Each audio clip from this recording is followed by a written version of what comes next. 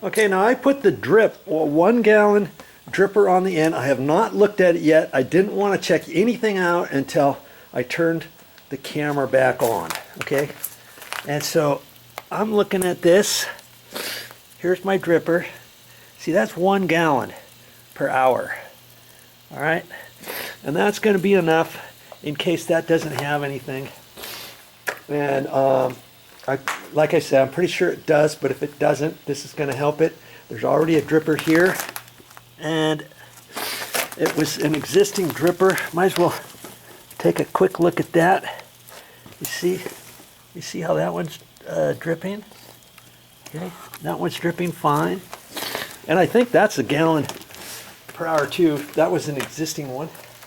Now let's look out here.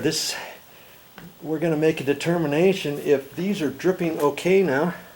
And this is half gallon per hour dripper, okay?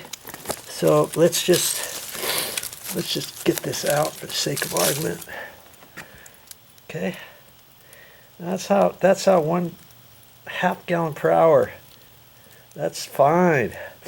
Okay, I'll rearrange that in there, okay? Now this one should be doing the same. This one should be doing the same thing. And look at that. It's not. It's hardly dripping at all. And it could be because this tip is plugged up again.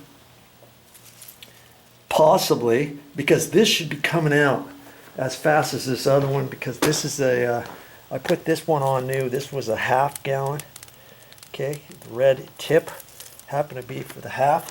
And so I think what I'm going to do is just take this end off and put another one on, and let's just do that while you're right here. And I don't know if that end is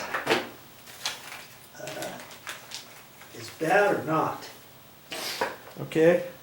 Now here's the other one that I had on there before, and I left the rubber pipe on there so that later on down the road, when I have extra time, I can kind of clean that one out and see if it'll still work. And I did that. See, I did that on another one too, and I just kind of leave them because I think I can fix them. Okay, so this one happens to be a brand new one. See, okay, so I'm gonna take this off. I'm just gonna cut it off, and the water should just come out of here. You know what I mean? So see how much water's coming out of that? And there should be plenty, right? Oh, I'm getting everything wet. Oh well. Now I'm going to put this new one on there. Just twist it on there. Let's see what happens. Oh, I think I'm liking that. I think that other one had just a little bit of dirt in it. You see there? Look. That's plenty. That is plenty for this. Okay, I'll readjust it to make sure it's in there, and it's not going to come out, and it's not going to be down too low. But I'll redo that. That's plenty of water coming out of there now, because the end had a little bit of dirt or something in it, maybe one bit of grit sand in there, and it was because that other pipe was coming straight out. Can you see if you've got one pipe in your drip irrigation line that's just coming full bore underneath the ground somewhere, and if you're not getting enough water, that could be the reason, or your tip could be plugged up. See, that's 1/2 gallon. You see how much is coming out? Now let's see how much is coming out on this one. Remember that. See, this one is coming out more. This is 1 gallon. And then you can adjust your timer.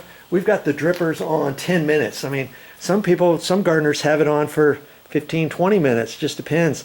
If it's right in the middle of the summer, depending where all your drip irrigation is and all that kind of stuff. Maybe you want it on for 15 minutes, 18 minutes or something like that. We got it on 10 minutes. I think 10 minutes is plenty. And the drip irrigation goes on, I think it goes on once a day, first thing early in the morning, and it could go on every other day. If it goes on every other day, if you're on a, if you're in an area where you're trying to save water, and the even numbered houses, addresses have it on Monday or Tuesday, and the odds are Wednesday, Friday, Sunday, or something like that, and the other ones are Monday, Wednesday, Friday, or something, you know what I mean? Something like that. Maybe you want to do it 2 times a day. First thing in the morning, first thing mid to late evening. And instead of dripping 15 minutes each day, each time, you could do 7 or 8 minutes in the morning, 7 or 8 minutes in the afternoon, or not late afternoon, early evening, mid-evening, something like that, or just once. And we got them on 10 minutes, and I think that's enough, don't you? Once you think with this, oh, it's, I think it's, oh no, it's still going on. See, this one's going on. That's a ½ gallon. Same one that I just put in. Here's those inline drippers. See, that's how much you want them. See this? At each little place where I put one of those, I happen to have flowers in here once upon a time, and they went all the way over to here. See?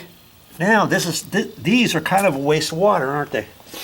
Because she doesn't have any flowers here. If I wanted to, I could redo all of this, and if she decided she wasn't going to put any more plants right here in the corner or along here, let's say, I could redo that, take all those inline drippers out, and then I would have a big old long line like this, you know, with the drippers, and I could use that somewhere else, in a garden, let's say, or if we see, she used to have some flowers all along here, or some plants, and I put plants out there, kind of like these, and I thought they were going to grow fine, like this, but see, when these get hot, they don't do very good either. But I put some inline drippers here. See that one?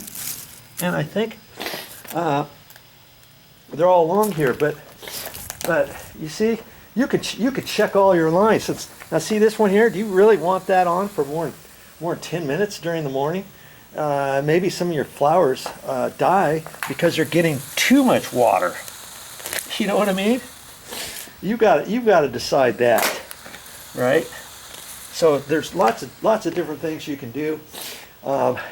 You could go around and check all of your stuff. If I went around this house and checked them all again, and dug around each bush to find it, around each tree, around each little area, I could find all kinds of stuff that I think I should redo. You know, this bush here should have at least a 1 gallon.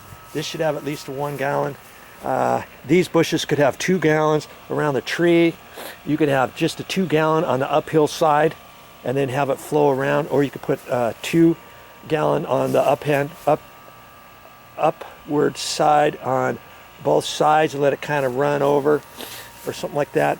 2 gallon, you could do a 1 gallon, 1 gallon, 1 gallon. You see what I mean? You could do a ½ gallon on one of those if you wanted. But most of your exterior plants are going to have at least a gallon. These are gallon. Like if you got a big old bush like that, you could put a 2 gallon for that, or a tree 2 gallon, or these big bushes here, like a 2 gallon. So you got different choices you can do. See, here's one where they chopped it off and they just put a plug in it.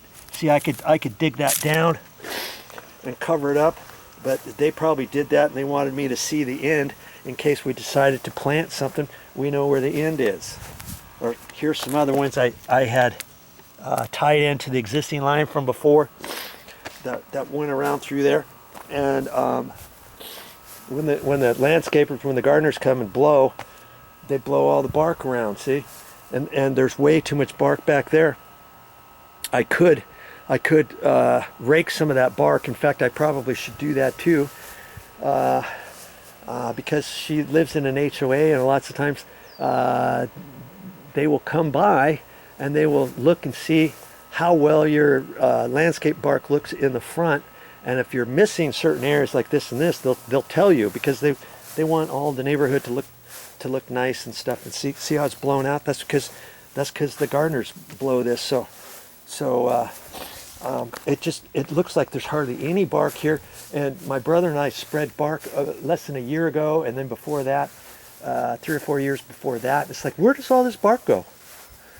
You know, it doesn't really go anywhere, except it blows here, and then some of it they rake up with the leaves, and eventually it gets pushed in around the corner and down off the side. It goes down towards the back of the house and all that kind of stuff. So I could take some around the bushes, underneath the bushes, kind of scrape some of that from back there. This is all built up against the house right there.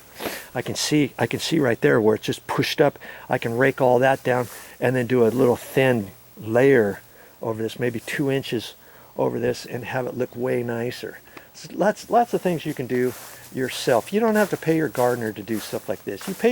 You ask your gardener, and then he's going to give you a bill, because he's going to say, well, that's not generally included on my weekly stuff. I blow, I look at your weeds a little bit, sometimes I prune, I cut your grass, but I don't start moving all your landscape bark around, or start repairing your water leaks in your drip irrigation, or add drip irrigation, or fix your drip irrigation, and do all kinds of stuff like this for nothing. They'll charge you, yeah, they'll charge you $50 an hour or more, $75 an hour or so, just to fix this. It'd probably be a $250 bill, no joke. And they probably wouldn't have checked this one to make sure it wasn't leaking, or it was running all the way. They probably wouldn't have checked this one. They probably wouldn't have added this. They probably would have just plugged it off and didn't care about that. And they probably wouldn't have checked this over here. They would have said, oh yeah, it's fine. And then I'm gonna have to fix it anyways. Nothing doing. I'm not doing all that. You don't have to do stuff like that either. Okay? That's what my channel is all about, trying to help you save money around the house. Stuff like this. If I can do it, you can do it. Come on. I know if you want to start saving some money, these are all kinds of stuff you can do on your own. Instead of paying somebody $250 to fix that one thing, you could have spent $15 for some parts, $20 on some parts for this time, and for next time you've got all the extra bits and pieces for next time. You see what I mean?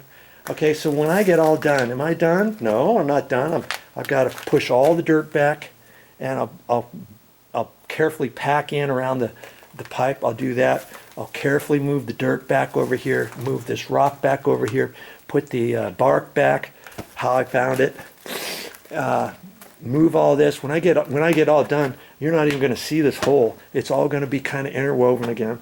So I'll sweep up all this stuff.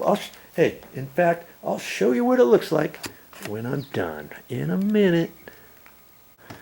Well, I'm a man of my word. I told you I would show you what it looked like when I got done. And here you go.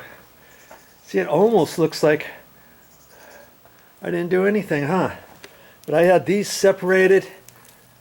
I fixed that down in there, put the dirt back around, put the dirt back, put the rocks back, put the ground cover back in there. It almost looks like I didn't do anything at all, right?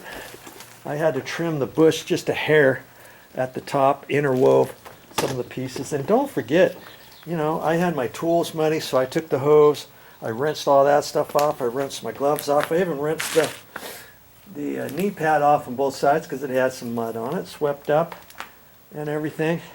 And now, am I done? No, if you will remember, I told you I would share with you how to wrap this extension cord up. So once I put all this stuff away, I'll show you that. So stick around for that. You might learn something.